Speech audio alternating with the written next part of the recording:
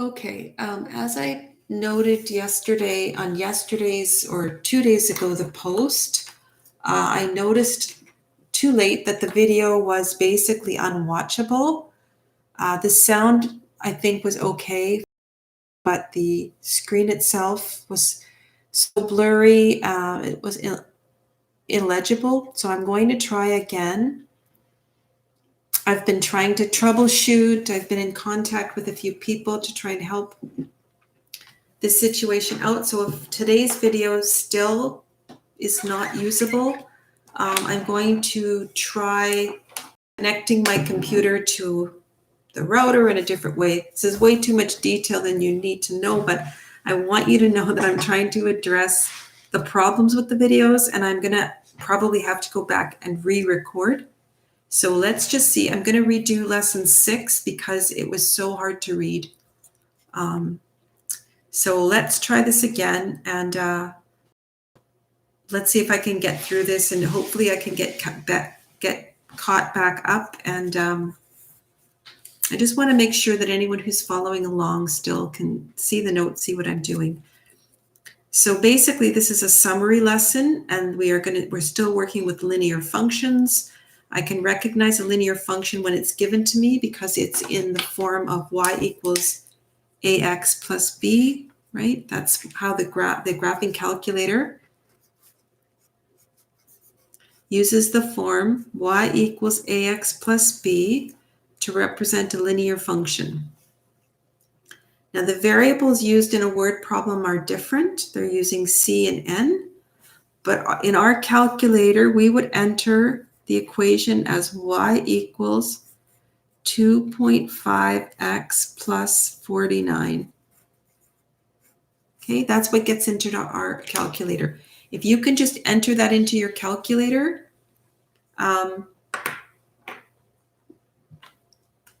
once you can just enter this into your calculator,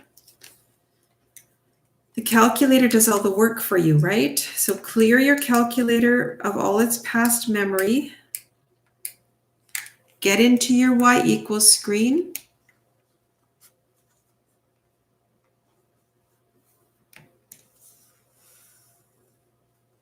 And enter in 2.5x plus 49. When I press graph, I'm probably not going to see much. And that's your hint, as we always have to adjust our windows. Now, once again, I hope you remember all those, the notes from the previous lessons. Having your equation in this form is very helpful because this tells you your y-intercept, right? This number. And this tells you if the graph is a positive or negative correlation.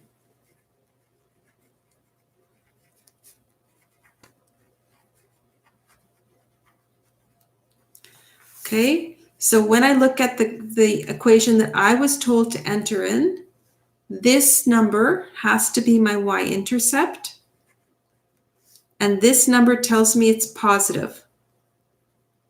So that means that my graph, what I know that this means is my graph, the y value starts at 49 and goes up, gets bigger.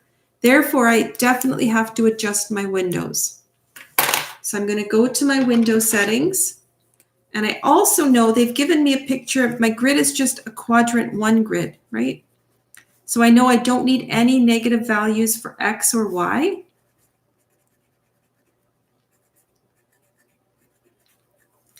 And if you read the question, you'll see that the reason you don't need any negative values is this young lady is making necklaces and selling them. She's not going to make a negative number of necklaces, and she's not going to make a negative number of money. So these two both have to be 0, right? Your x min and your y min are 0. They're not going to go below 0. She could make $0 if she doesn't sell anything, but she's not going to make a negative amount of money here. Now, X max, I always leave this one blank. I've said that before, and I'll keep saying that. The Y max, though, I know Y starts at 49 and gets bigger. So let's put Let's put a really big number in here. Let's put 300. I'm just going to leave this as 10. Now when I press graph, I think I'm going to see something. And sure enough, I do see something. I see this jagged line. And when you see a jagged line, that basically is telling you that you need more X values. Oops. So I'm going to put a really big number in here. Let's put a 300, or sorry, 30. So that's better. That cleans my line out. So now I can see my nice linear graph going up. So sketch a graph of this function. Remember to include labels and appropriate scales. Well, the question should tell you what the labels are. Instead of using X and Y, we're using N and C. So just put the N and C where the X and Y would go, right? C is substituting in for Y, and N is substituting in for X. C goes here, N goes here.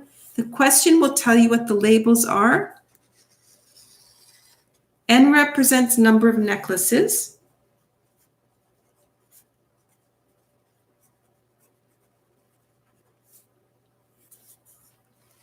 Sorry, I'm just going to move this up a bit. And C is cost. And that's in total dollars. Okay. This is 0.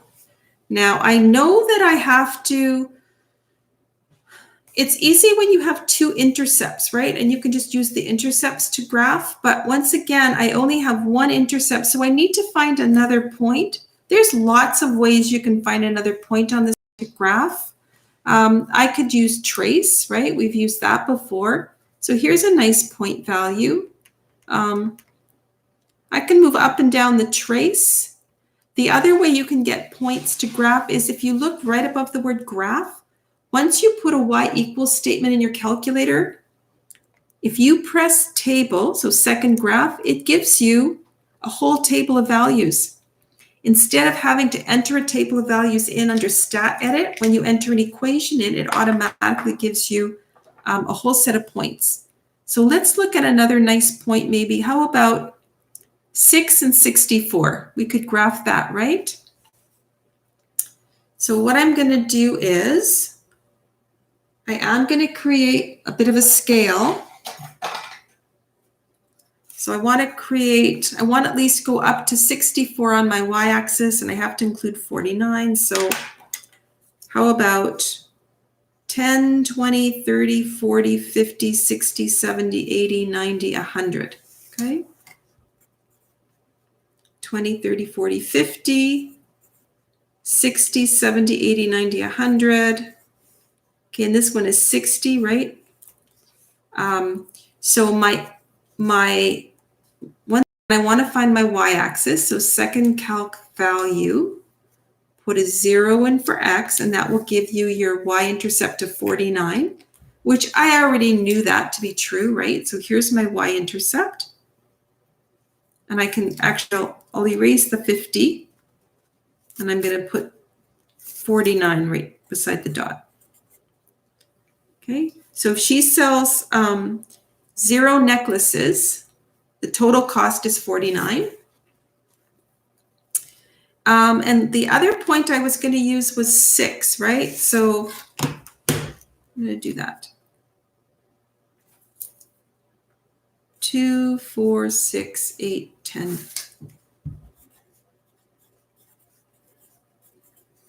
Okay, so 6 necklaces was $64.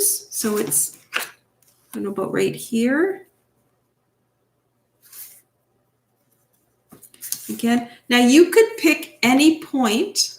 Hopefully it's still want to just make sure it's, you could pick any point on the table to graph, right? Any point that you wanted. You could pick 10 and 74. You could pick any one of these. I picked 6 and 64 because it's kind of close to the 4. I didn't have to go that far away. 6 and 64 are nice complete numbers. Okay, as long as you have 2 points properly plotted, you can graph this. Now notice I'm going to include an arrowhead to mean that this story goes on forever and ever. Okay, so we've included axes. We've done appropriate scales, I think. Now your scales don't necessarily have to match your window. And I think I put 100 for X. That's what I ended up changing it to. Find Mai's total cost if she plans to make 200 necklaces. Okay, well, let's be smart about this. If she's going to make 200 necklaces, this means N equals 200, right? Or X equals 200. Your calculator doesn't recognize N's and C's. It's only going to use X's and Y's in its memory. You have to keep the story straight that N is just a substitute for X. So what we do is we go second value, or pardon me, second trace value, and I want to substitute X is 200, right? They gave me 200 necklaces. That's an X-axis value. So the problem I see my window is only setting to 100, and I'm going to put a value of 200 in. So I'm going to up this to 250.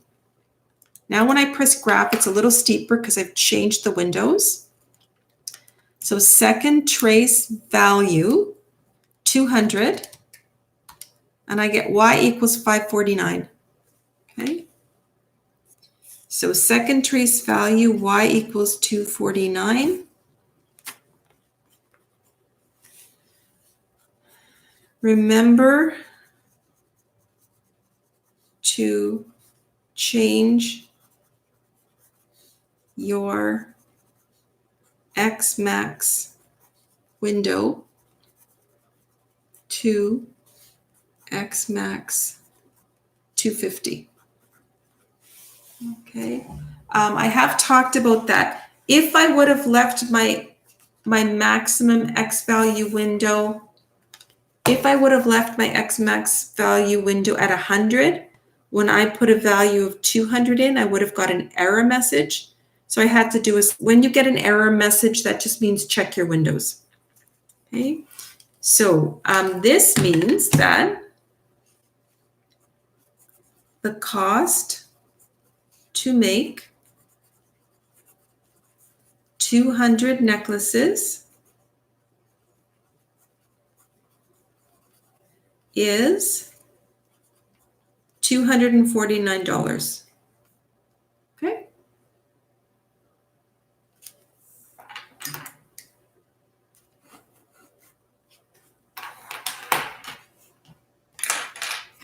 So once again, let me know if you have questions or if you're able to pop on into live chat, pop into a Google Meet homework period. I'd really like to know how you guys are doing. All right, let's try example 2. Again, we're given I'm just going to keep readjusting. We're given the equation. Our calculator will recognize this as Y equals 165 minus 8.5x, right? So our calculator only uses X's and Y's. So we have to keep readjusting between the story and the calculator. This is my Y-axis, this is my X-axis. So for the story, this will be L, this will be D. And then it tells you what they are, right? D is number of days and L is the amount of money. So this is number of days and this is amount of money. Okay, money left, I guess. So he starts the week with $165 and spends $850 a day. This situation is modeled by the following equation. So once again, this is actually given to me in the flipped order. The proper order for this equation, if I'm thinking about what this equation actually looks like,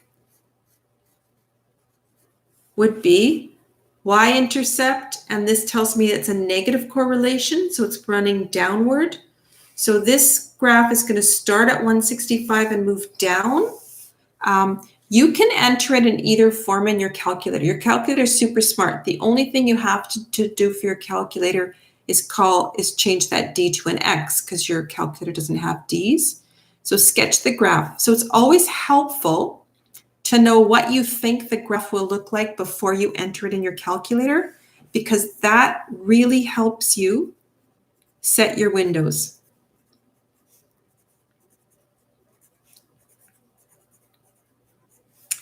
I can see, again, this is a quadrant 1 graph they gave me. So they're basically telling me my x-min and my y-min are 0. Now, if this graph starts at 165 and goes down, I only need a y max of 165, but I'm going to put 170.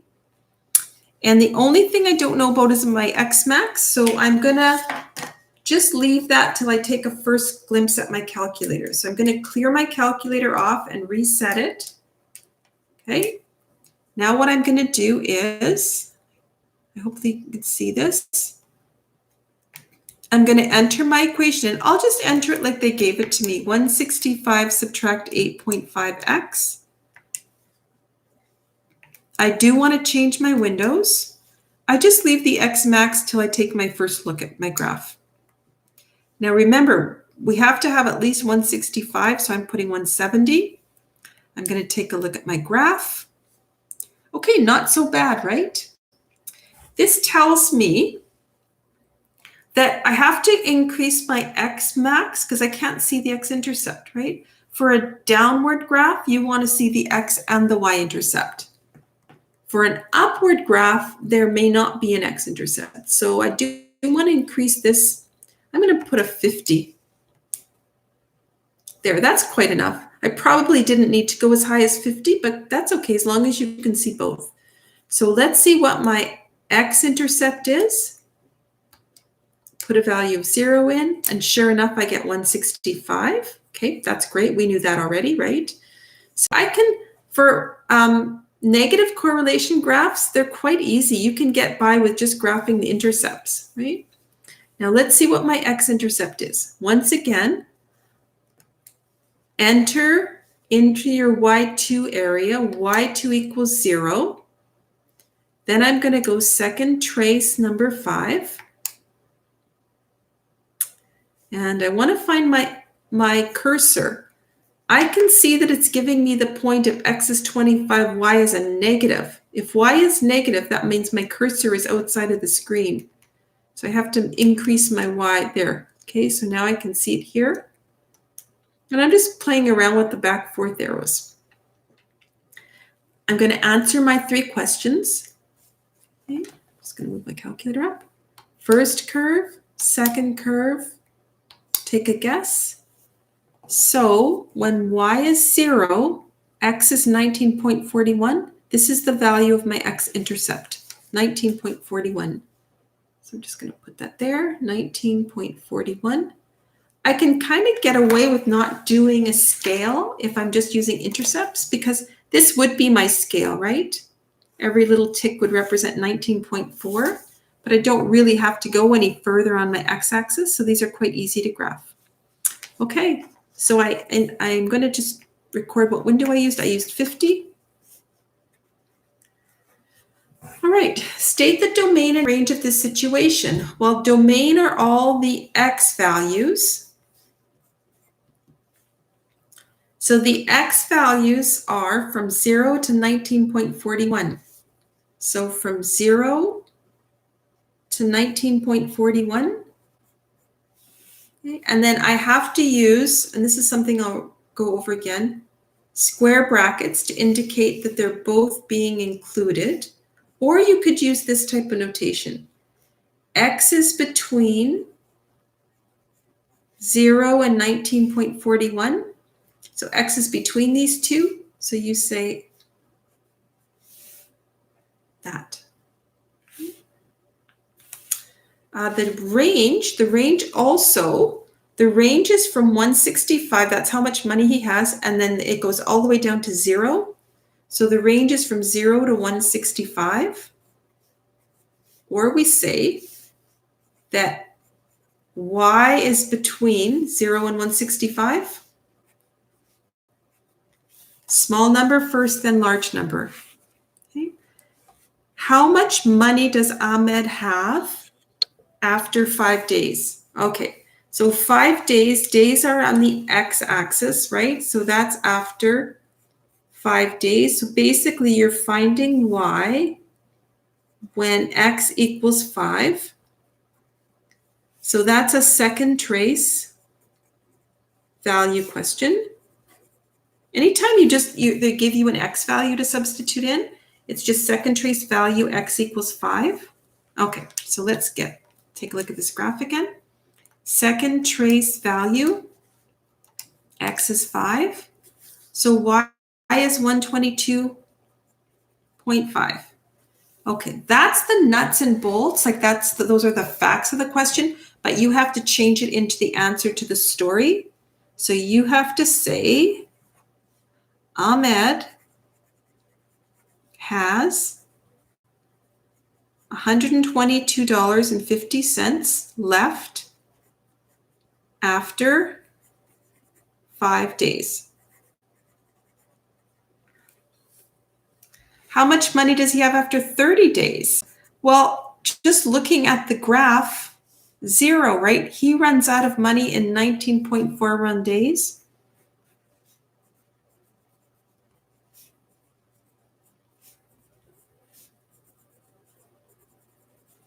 After 19.41 days. So he has $0 left after 30 days.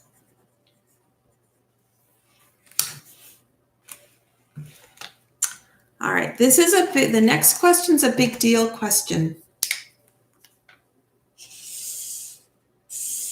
That's why I'm highlighting everything. When will he have $100 left? They are asking me to solve for y when they give me, or solve for x when they give me a y value. It's very easy to find y when they give you x. You just go into your second trace menu and put the x value in. Anytime we need to find the value of x, though, that's a little harder. So what we do is we use the same process that we use in finding x-intercepts, right? So this is the same process you use when you find x-intercepts. So basically, when we find x-intercepts, remember in the y2 screen, we entered a 0 in. When we're finding an x-intercept, we're entering a y value in and then finding where the new y value intersects with the x-axis. So to find out how many days it takes for Ahmed to have $100 left, what they're asking us to do is, I don't know, 100 might be about here on the graph, right? If I just show you on the graph where 100 is. Okay, so if you think about it, just going to make sure that this is in focus. If you think about it, this is where $100 is, right? Because this is where 165 is. So I want to know this point, right? This is the point on the graph where Ahmed has $100. Therefore, I'm looking for the x coordinate, right? I'm looking for the number of days. So that's my missing value. So how we do that in the calculator, we enter in a whole constant line, y2 equals 100, okay? Then we're just going to use our second trace intersect function again, because we can use that intersect function for more than just intersecting the x-axis. We can use it to intersect any horizontal line. So I take my calculator, go into my y equals menu. Now, I don't need y2 equals 0 anymore. I'm done with my intercept, so I'm going to clear that out. Now I want my horizontal line to be y equals 100. This will give me the horizontal line going through the value of 100. So there's my y1 statement. There's my y2. And I want to find this intersection point. If I find this intersection point, it will give me the value of x that partners with 100. So second trace number 5. Now let me move my cursor closer to where the intersection point is so it doesn't get confused with the x-axis. Okay, that's where I want to know the point, the coordinate point of that intersection spot. So first curve, yes. Second curve, enter. Take a guess. Okay, so the intersection occurs at 7.65, comma 100. When y is 100, x is 7.64 over 65. Another way to think about it is in 7.65 days, he'll have $100 left. So I'm just going to record that. Enter into y2 equals 100. Okay. And then you're going to go second trace number 5. And then you just answer the 3 questions, right? Enter, enter, enter. Enter is like saying yes, right? You're answering the calculator yes. And so then you get x equals 7.65, y equals 100. And you have to interpret this according to the situation. This means that Ahmed has $100 left in 7.65 days. Okay, so I know that was a repetition from 2 days ago, but I had to do it.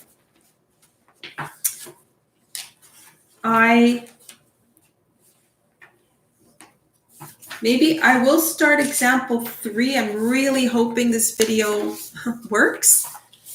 So let's see about example 3. I'm just going to flip the page, and please send questions in if you're watching this video later.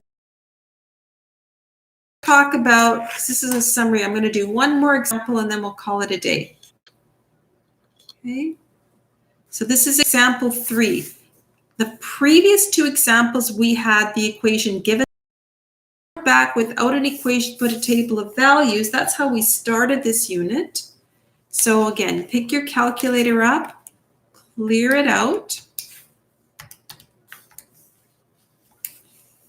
So if you remember this type of question, let's read the story. The cost of tacos purchased depends on the number ordered.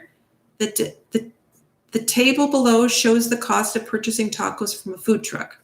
Determine the linear equation. All right, so I'm not going to repeat this. I'm not going to write down the steps. We're just going to verbally go through them. To enter data into the calculator, stat edit, enter all your x values in first, and then your y values.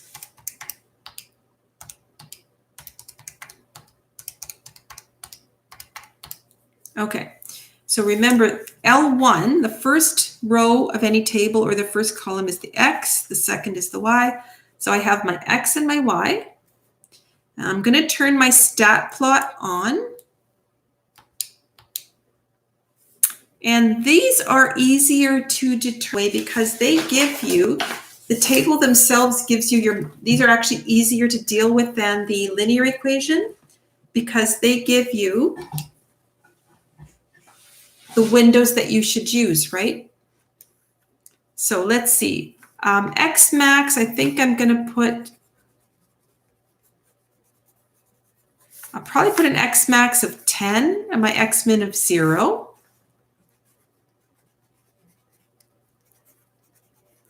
And I think Y min of 0 and Y max of, maybe I'll go up to $40.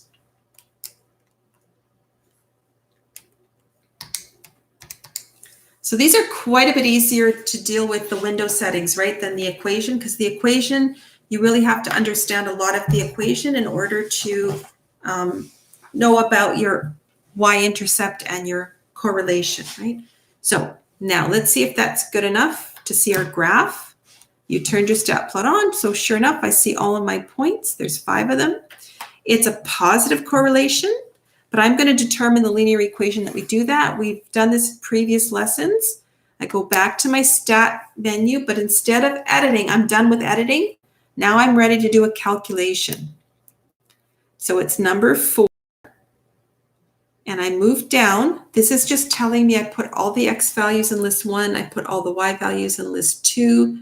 There's no frequency list, but we want to store the equation because we want to get that straight line connecting those dots. And the only way we get the straight line connecting the dots is to stop here and press vars, vars, and then we're going to enter, enter, enter. Okay, so there's my equation. So I'm just going to record. I have to put it in the A and the B in the proper form. So this is 3.5x. 3.5 goes where X is. 0 goes where B is. Now in this, there's usually a B value other than 0. But in this case, I'm just entering what they give me. And I guess just to let you know, I could just record this as y equals 3.5x. Okay, sketch the graph. All right, when we're point plotting like this, we have to be a little more precise than our previous graphs, but this is my x-axis, right? And this is my y, and they're not giving me anything, so I'm going to leave it as xy. So this is the number of tacos ordered, and this is the cost in dollars. Okay, so here, because I'm actually point plotting, I have to be a little more precise in my arrows, right? Because they gave me 5 points to plot. So I'm going up, I have to go up to 8.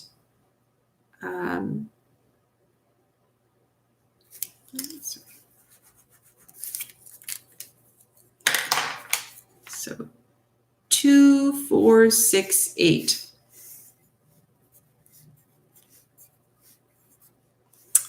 And then here I have to go up to $30 approximately. So 2, 4, 6, 8, 10, 12, 14, 16, 18, 20. No. Let's do 5, 10, 15, 20, 25. I'm going to make it a little bigger. 30. So 5, 10, 15.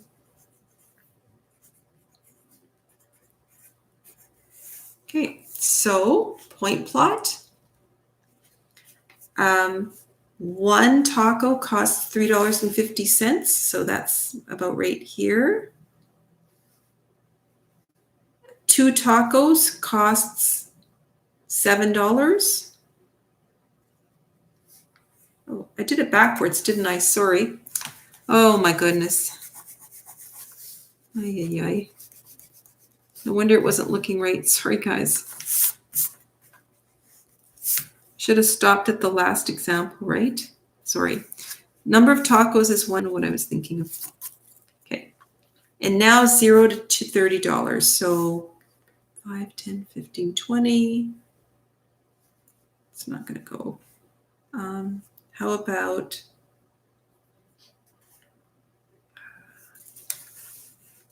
needs a different scale, guys.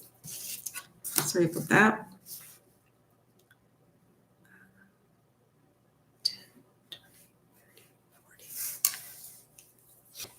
Okay, so $10, $20, $30, $40. Okay, so 1 taco costs $3.50. Kind of guesstimating. 2 tacos cost $7. 3 tacos cost $10.50. 5 tacos cost $17.50. And 8 tacos cost $28. Okay, it's not the best graph, but, and of course, 0 tacos would cost $0, right? And I'm just going to put a little arrowhead on the end. So there's my graph.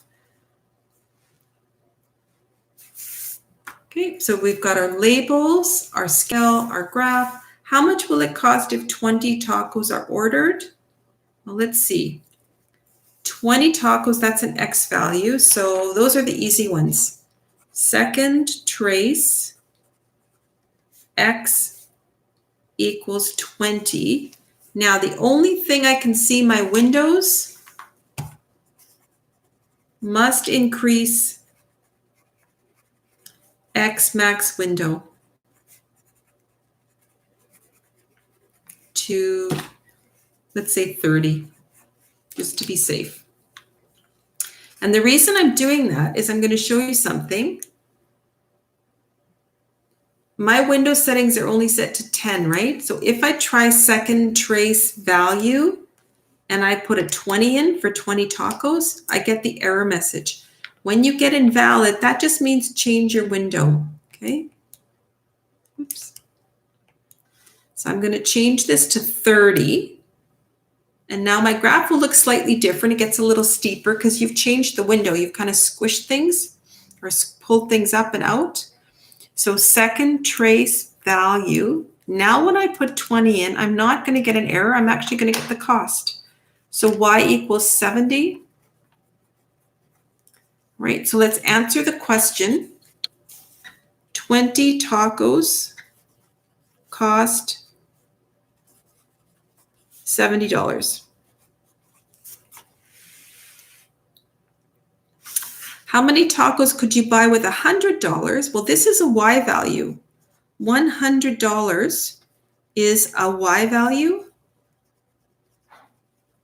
So when I'm given a Y value, I'm finding X.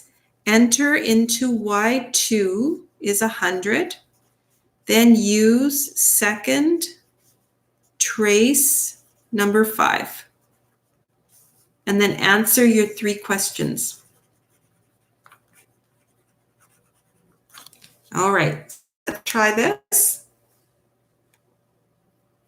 Enter into Y2, 100. Press the graph and you should see 2 lines now. And when I don't see it, and let's see, why would that be? Must change Y max window, right?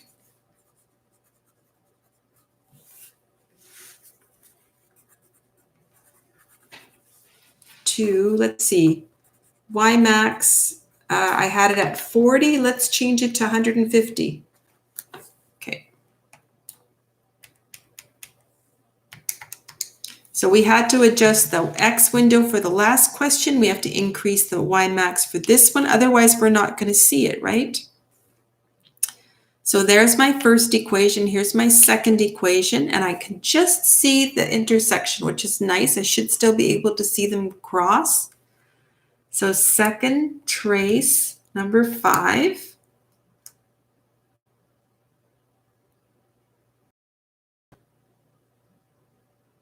Okay, so that's the point I want. Enter, enter, enter. So for $100, I can buy 28.57 tacos. So I can't buy 29. I wouldn't have enough. So I have to just limit myself to 28 tacos, right? Sorry. I'll do that again.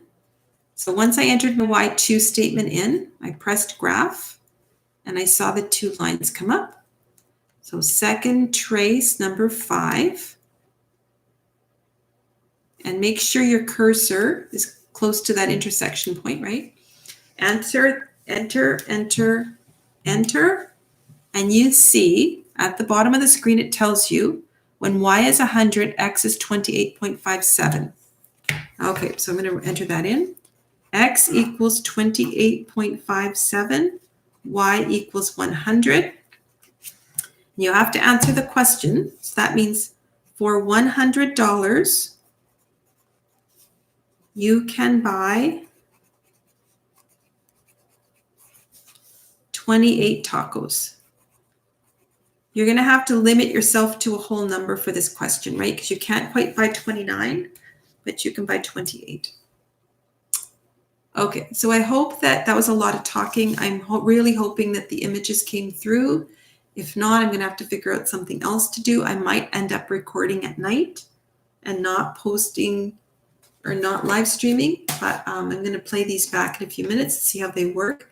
Please connect with me through email. Let me know if you have any other questions so we can keep working through the course. Okay, bye for today.